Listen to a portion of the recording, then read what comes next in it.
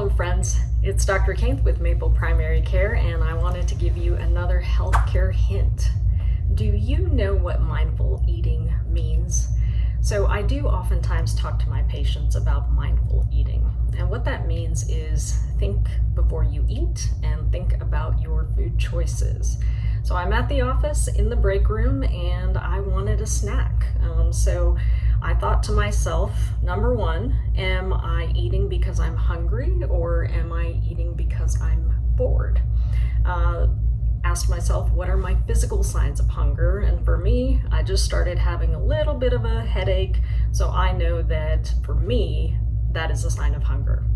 Now, my next question is, what are my choices? And so when I look down at my choices here in the break room, my main choices, as you can see, are chocolate chip cookies, which are absolutely delicious, and an apple.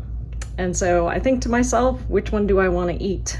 And today I am choosing an apple because it has fiber and it has multiple nutrients, minerals, and vitamins, and because I know I will feel better if I eat an apple rather than eating a chocolate chip cookie.